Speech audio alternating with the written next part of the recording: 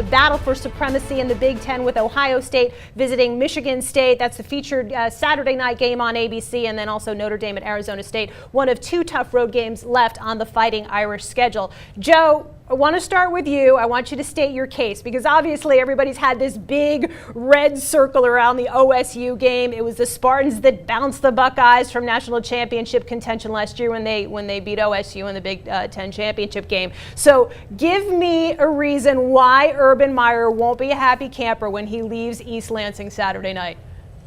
Well, Bunny, I think, first of all, you mentioned two of the biggest reasons that it's in East Lansing and it's a night game. I think the atmosphere, when you look at redshirt freshman quarterback J.T. Barrett, can he handle that? He did not handle it particularly well at Penn State, although he did come up with two big rushing touchdowns in overtime and double overtime there. But I think you saw in that game, Penn State was able to rattle him, got a pick six. Pat Narduzzi is going to throw everything at this kid. Michigan State's had 2 weeks to prepare.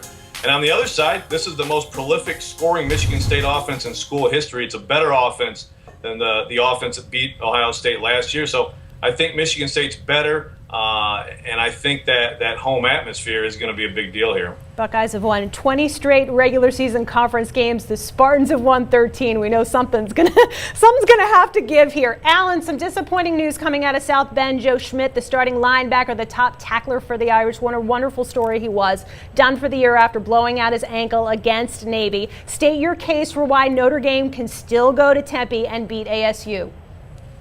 Well, number one, they've got number 5, Everett Golson. He is the one that's driving the bus, and he just refuses to lose. And he's carrying that football team. And as long as you got a quarterback, you've got a chance. And on defense, the thing that sort of confuses me is how big of a jump Arizona State was able to make with the College Football Committee. But I think it provides great motivation for Notre Dame.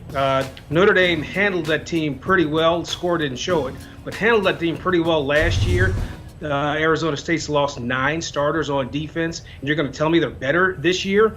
And so I think for Notre Dame, they go in, they handle their business, and I think winning cures everything. If they keep winning, then they will put themselves in the conversation.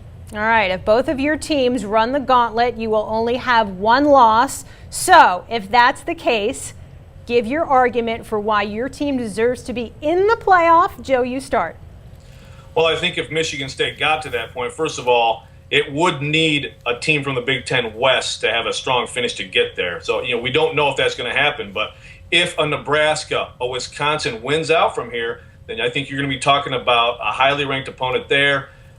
Look, the committee has made it clear, conference championship, that's a tiebreaker. That's something that can't be factored in until the very end. If Michigan State gets to 12-1, beating Ohio State, beating a good team in the title game, and again, I think the scheduling the game at Oregon, if you don't do that, like a Mississippi State, a Mississippi did this year, scheduling 4 cupcakes in the non-league, well, then you're undefeated. So I do think ultimately that will help Michigan State. And at 12-1, Michigan State would be in that Final Four. What you got, Alan? I think you probably have to go back to, if you want to go head-to-head, go back, 2 years? Because at that point, the only team Michigan State had lost to was Notre Dame. So they can use that head-to-head matchup from 2 years ago. Hey, maybe they'll play each other, Alan.